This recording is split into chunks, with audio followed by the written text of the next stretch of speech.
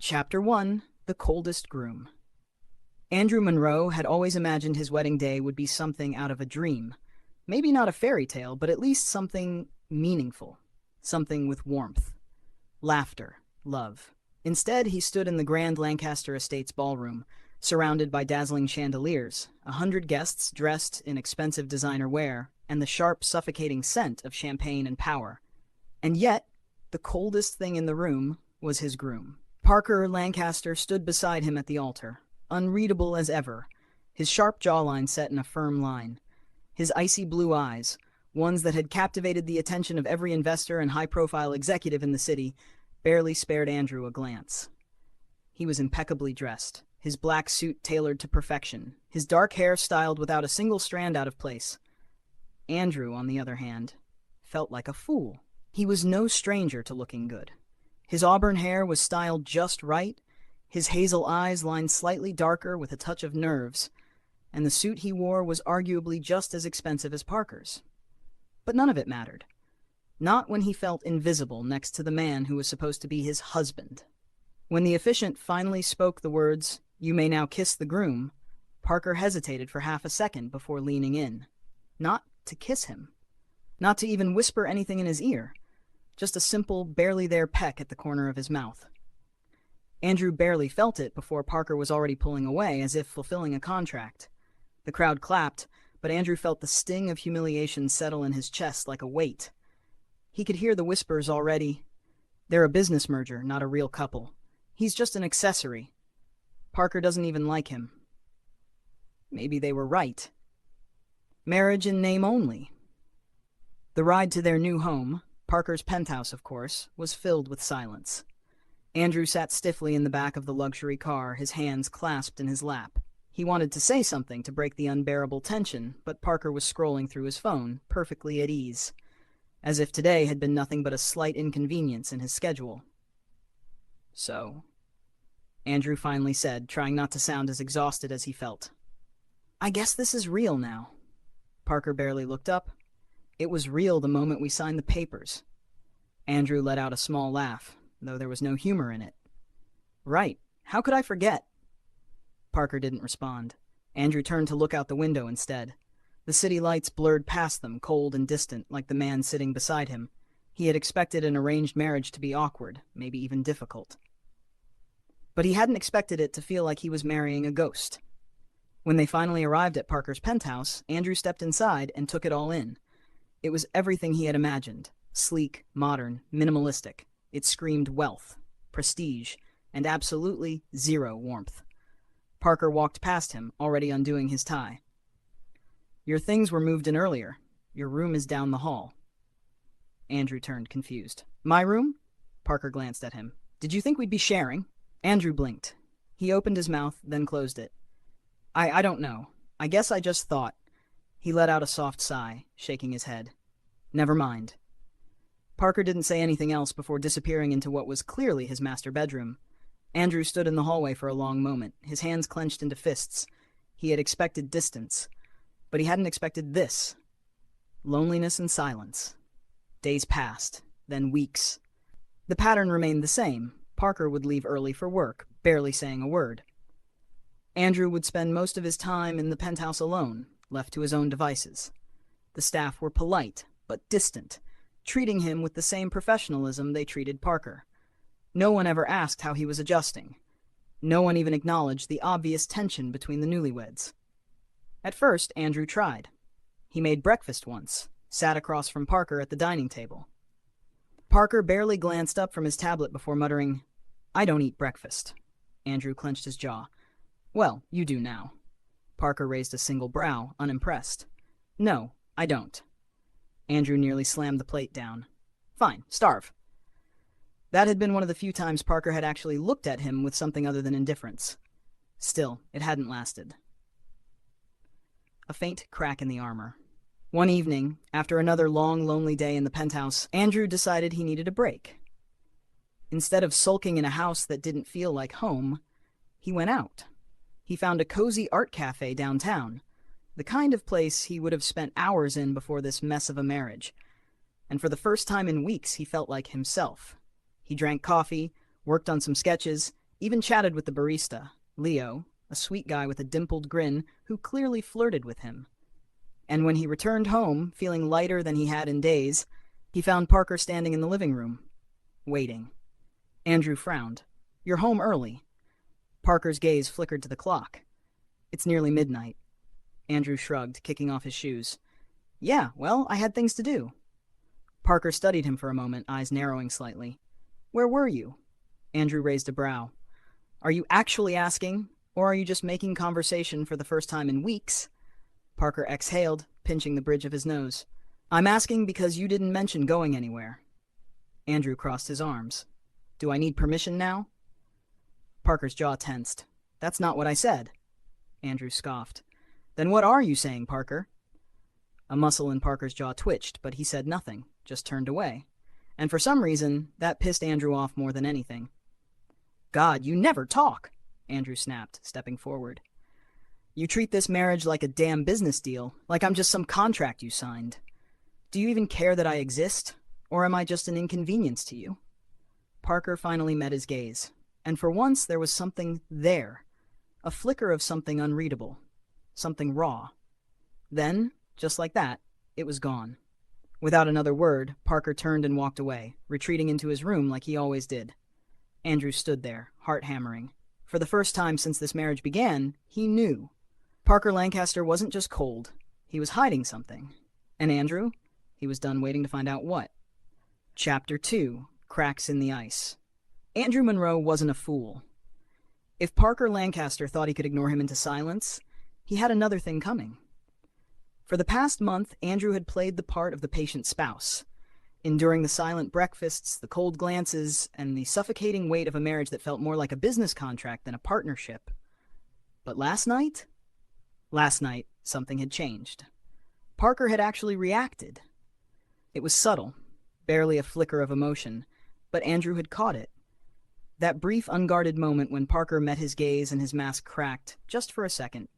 It was gone in an instant, but it was enough to convince Andrew of one thing. Parker wasn't as indifferent as he pretended to be. And that was all the motivation Andrew needed. The first clash. The following evening, Parker took him to a business dinner. Not because he wanted to, of course. It was a calculated move, a necessary display for the press, a way to prove that the Lancaster-Monroe merger wasn't just a transaction, but a harmonious union. Andrew didn't even get a proper invitation. He only found out when Parker dropped a neatly pressed suit onto the bed that morning and said, "Be ready by 7." By the time they arrived at the high-end restaurant, Andrew was simmering with frustration. And things only got worse from there. Parker barely acknowledged him throughout the evening.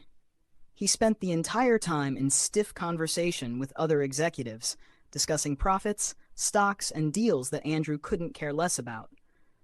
And as if that weren't bad enough, Parker never introduced him. Not once. Andrew was treated like an afterthought, like a ghost, while Parker played the role of the powerful CEO, all smooth efficiency and calculated charm. It was humiliating. By the time dessert arrived, Andrew had reached his breaking point. "Excuse me," he said, rising from his seat. "I need some air." Parker barely looked up. "Don't take too long." Andrew clenched his fists. That was it. That was all Parker had to say? Andrew turned on his heel and stormed toward the terrace, his heart pounding with frustration. The night air was crisp, a stark contrast to the stifling atmosphere inside. He gripped the marble railing, staring out at the glittering city skyline. Why had he even tried? Why had he hoped, even for a second, that Parker would start seeing him as something more? Leaving so soon? The voice was smooth, amused. Andrew turned to see a man standing beside him, tall, blond, and annoyingly attractive, with a smirk that suggested he had seen the entire disaster unfold. "Not exactly," Andrew muttered. "Just needed a break." The man chuckled, leaning against the railing. "I don't blame you. Parker Lancaster isn't exactly known for his charming personality." Andrew shot him a sharp look. "You know Parker?" "Know him? I've worked with him." The man extended a hand. "Theo Sinclair, business consultant." Andrew hesitated before shaking it. "Nice to meet you, Andrew," Theo said, tilting his head. "You looked miserable in there." Andrew let out a dry laugh. "That obvious?" Theo smirked. I'd say Parker deserves a kick for the way he's treating you, but I have a feeling you'll do that yourself. Andrew exhaled, shaking his head. I don't even know if he cares enough to notice. Oh, he notices, Theo said, eyes glinting. Trust me. Before Andrew could ask what he meant, the terrace door opened. Parker stepped out, his expression unreadable. Andrew braced himself for some cool, disinterested remark. Instead, Parker's gaze flickered to Theo, his jaw tightening slightly. Sinclair, Parker said. Didn't expect to see you here. Theo smirked. Neither did I, but I'm glad I did. His eyes twinkled with amusement. Your husband is great company. Parker's gaze flickered to Andrew, then back to Theo. Something unreadable passed across his face. Andrew, Parker said, his voice controlled. It's time to go. It wasn't a request. Andrew lifted a brow. I was having a conversation. Parker's expression didn't change. You're done now. Theo let out a soft chuckle. Careful, Lancaster. You almost sound possessive. Parker ignored him, turning on his heel and walking back inside. Andrew stared after him. Theo grinned. Told you he notices. A faint crack in the armor. The car ride home was silent. Andrew expected Parker to ignore him, just like he always did. Instead, Parker finally spoke. You should be careful who you talk to, Andrew scoffed. Oh, are you suddenly giving me attention now? Parker didn't rise to the bait. Theo Sinclair isn't someone you should trust. Andrew crossed his arms. Oh? And you are?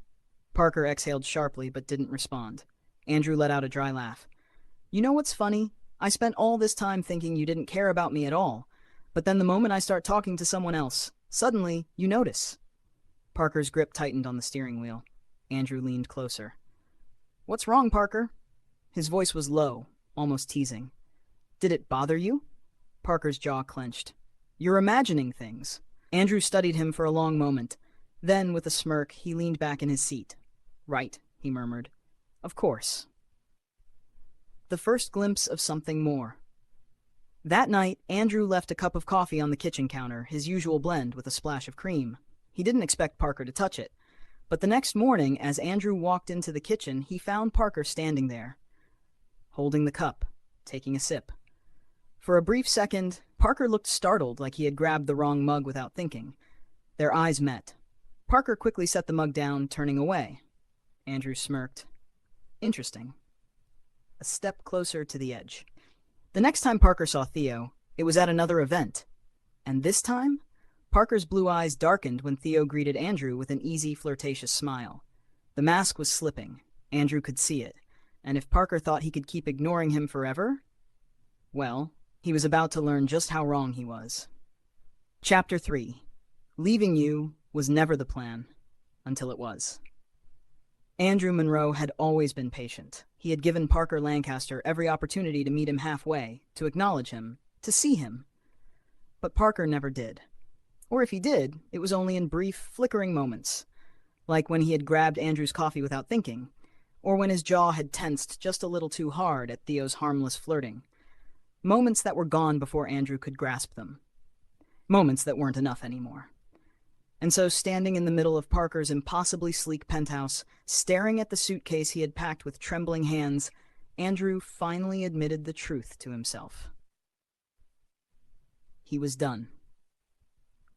A goodbye he never thought he'd say. Andrew left a note on the kitchen counter. It wasn't dramatic, just a few words. Parker, I'm leaving. Don't worry, I won't make a mess. This was never really a marriage anyway. His heart ached as he placed the pen down. He had spent months trying to crack through Parker's walls, trying to get him to see him, to care. But Parker was a man made of ice, and Andrew was tired of burning himself against the cold. He grabbed his suitcase and walked toward the door. And then, a deep voice stopped him. Where the hell do you think you're going? Andrew froze. Slowly he turned. Parker stood there, dressed in his usual crisp suit. His tie slightly loosened like he had just come from work. His blue eyes weren't cold this time. No, this time they burned. Andrew swallowed. I'm leaving, Parker. Parker's gaze flickered to the suitcase, then to the note on the counter. His expression darkened. No, he said simply. Andrew let out a bitter laugh. No? You're not leaving. Parker's voice was controlled, but there was something underneath it. Something that sounded suspiciously like panic. Andrew lifted his chin. You don't get to decide that. Parker took a step forward. Why? His voice was sharp. demanding. Why now? Andrew exhaled, shaking his head. Because I can't do this anymore. Because I'm tired of waiting for you to care. His voice wavered. Because I don't want to be invisible anymore. Something flickered across Parker's face. For the first time, Andrew saw guilt. But he was too tired to care. Andrew turned back toward the door. And then, before he could take another step, Parker moved. Fast. Suddenly, Andrew found himself pressed against the door, Parker's hands braced on either side of him, his body caging him in. Andrew's breath caught. "What the hell are you doing?" he demanded, his heart hammering. Parker's blue eyes burned into his. "Stopping you." Andrew scoffed. "Oh, now you care?" "I never said I didn't," Parker snapped. Andrew's eyes widened.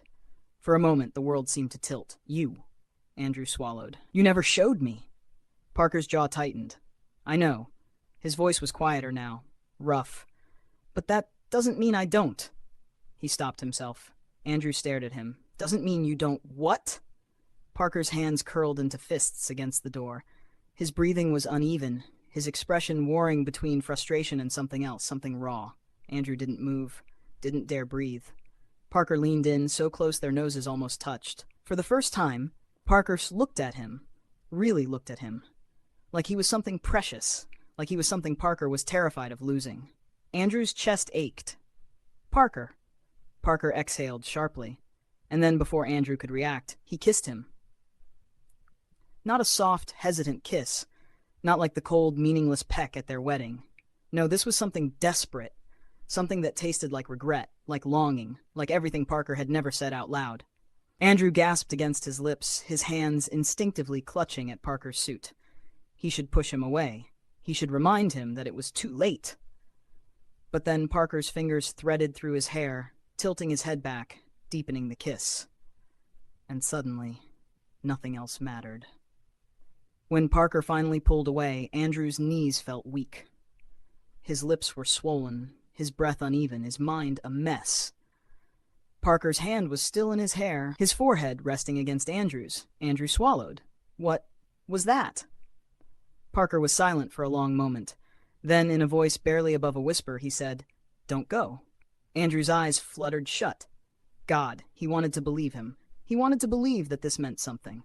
But, "I can't stay just because of a kiss, Parker," Andrew whispered. Parker's grip on him tightened. "It's not just a kiss," he said hoarsely. Andrew's heart clenched. "Then prove it," he wanted to say. "Show me I matter. Show me this isn't just some reaction to the idea of losing me."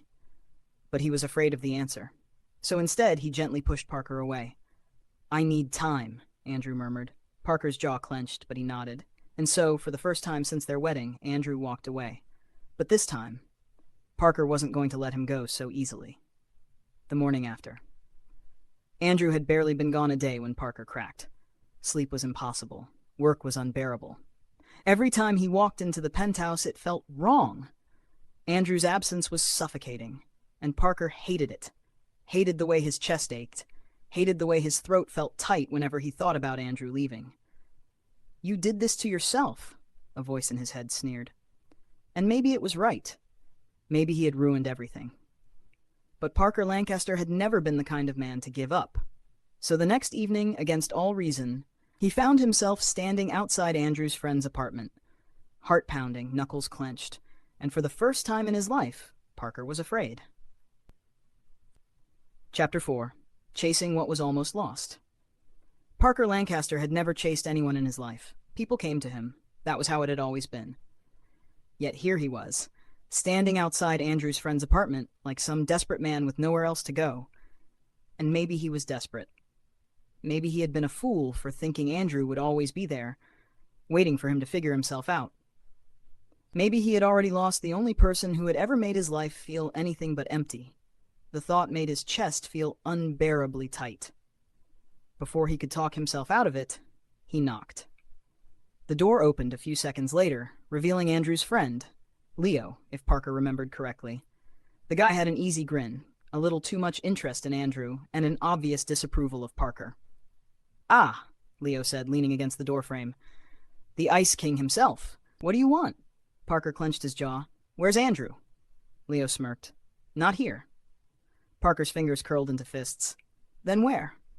"Relax, Lancaster. He's out running errands, but even if he was here, I wouldn't just hand him over to you. Parker exhaled sharply. I need to talk to him. Leo crossed his arms. Oh, now you want to talk? Parker didn't respond. Leo studied him for a moment, then sighed. Look, man, I don't know what your deal is, but Andrew's been miserable for months. He deserves better than whatever game you're playing. I'm not playing a game. Parker's voice was quiet, but firm. Leo tilted his head. A little late for that, don't you think? Parker's throat tightened. Maybe it was. But he wasn't giving up. Not now. Not when he had finally realized just how much he needed Andrew. Leo let out a long breath and rubbed the back of his neck. Look, if you're serious about fixing this, then prove it, but don't you dare hurt him again. Parker met his gaze. I won't. Leo studied him for another long moment, then stepped back. Then go find him. Parker didn't waste another second. A drunken confession. Parker found Andrew at the small cafe he liked.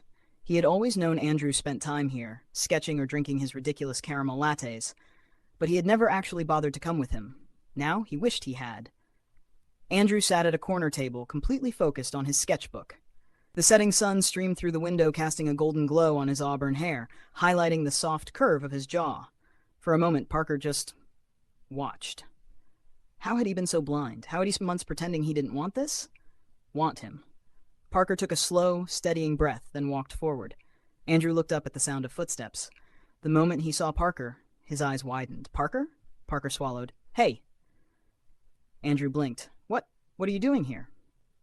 Parker hesitated. Then, before he could lose his nerve, he said, I need to talk to you. Andrew frowned, glancing around. Here? Parker exhaled. No, somewhere private.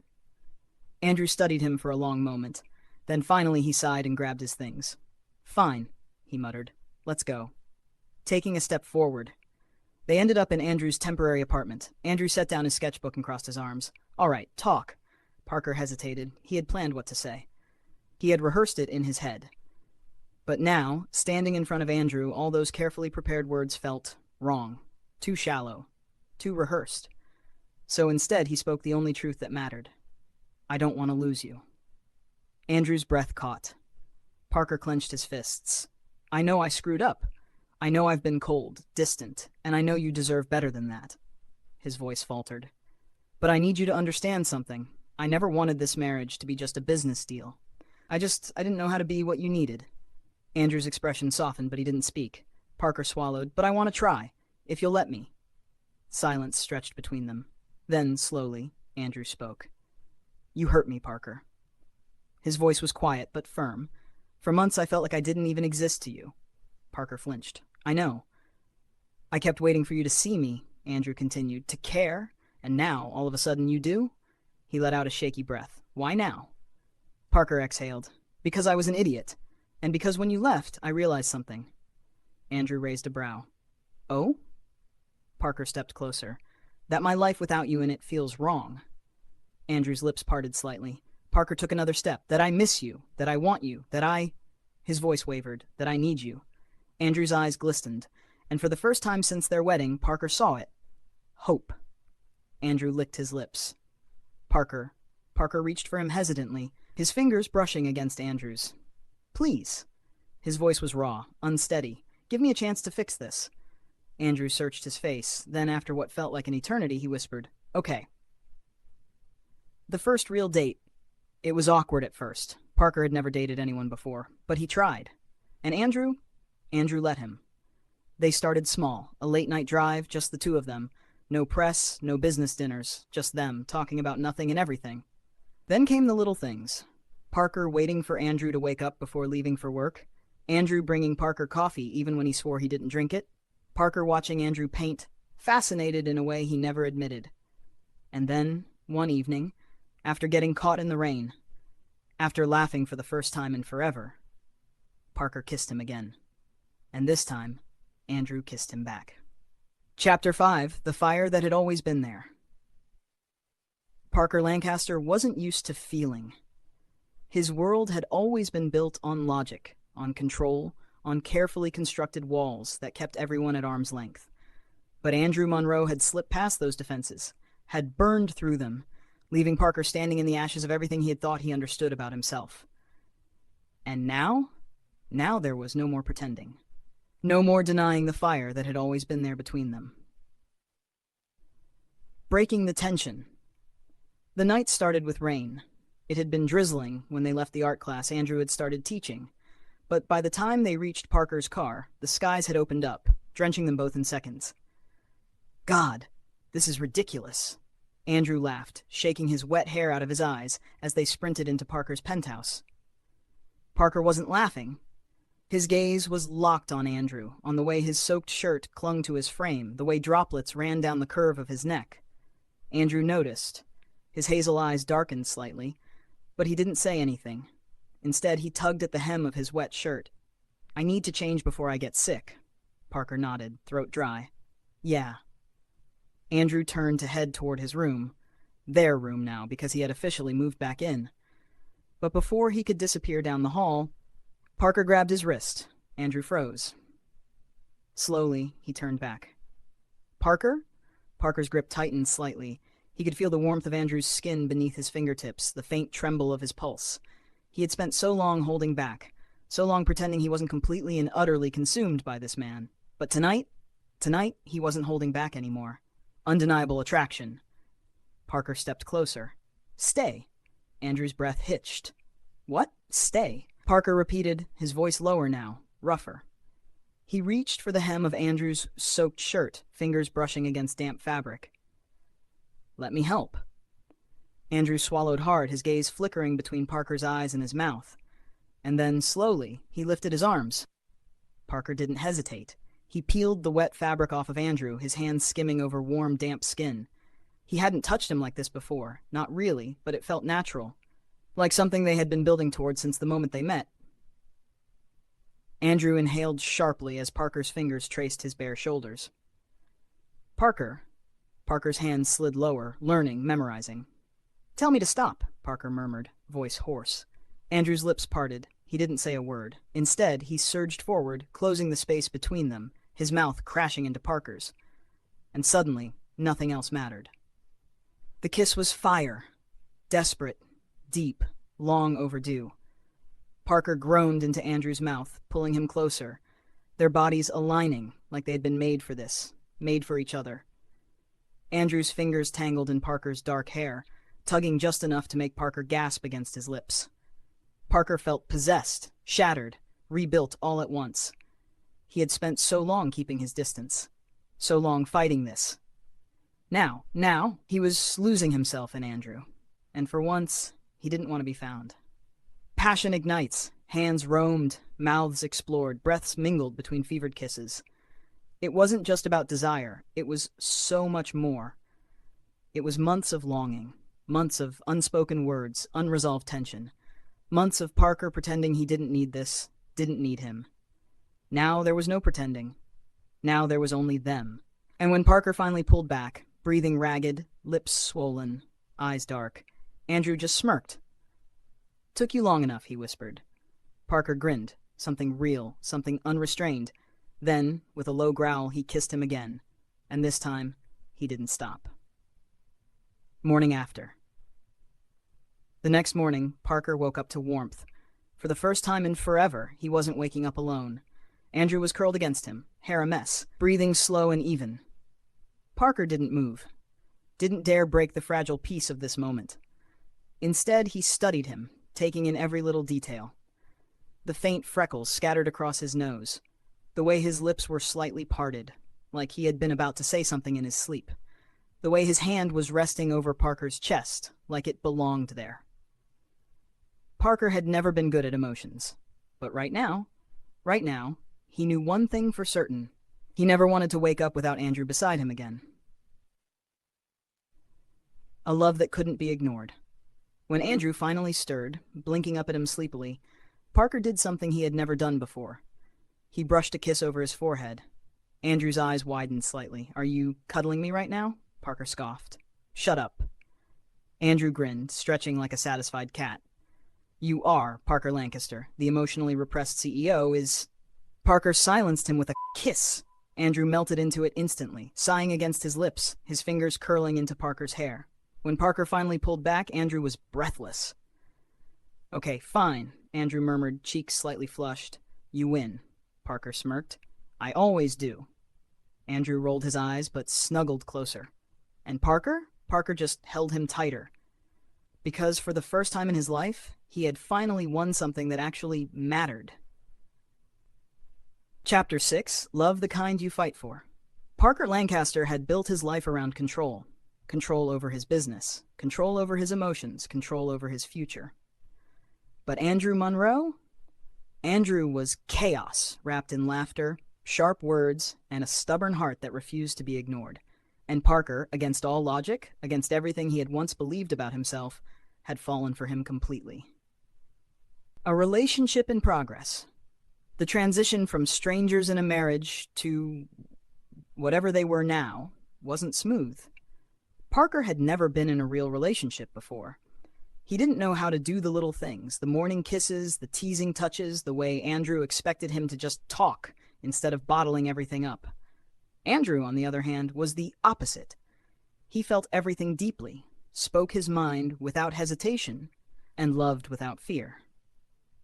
So, naturally, there were growing pains, like when Parker forgot to text back after meetings, assuming Andrew would just know he was busy, only to get an annoyed, I may love you, but I'm not a damn psychic, Parker. Or when Andrew reorganized Parker's entire kitchen without warning because you had your spices in alphabetical order, you lunatic. Who does that? Or when Parker caught Andrew flirting with the barista at his favorite cafe. And, okay, that one was a problem. A surprise jealous streak. It happened during one of their Saturday coffee runs. Parker usually let Andrew order for both of them because apparently Parker was too intimidating for customer service workers. But today Parker walked in just in time to hear Andrew laughing at something the barista, a man with dimples and way too white teeth, had said. Oh, come on, the guy was saying, grinning at Andrew. You can't tell me a guy as cute as you doesn't have dozens of admirers. Andrew chuckled, leaning on the counter. Well, there's only one that really matters, but... Parker stepped right behind Andrew, voice low. He better be the only one. Andrew stiffened slightly before turning to look at Parker, amusement flickering in his hazel eyes. Parker. Parker ignored the barista, who was suddenly very interested in the espresso machine, and just stared at Andrew. You're mine, he murmured, just loud enough for Andrew to hear. Andrew raised a brow. Jealous, are we? Parker didn't deny it. Instead, he leaned in, pressing a lingering kiss to the side of Andrew's neck, just enough to prove a point. Andrew's breath hitched, his fingers tightening around his cup. Parker smirked. Let's go. Andrew groaned. You really need to work on handling emotions like a normal person. But he followed Parker out without looking back at the barista once. So, Parker called that a win gesture.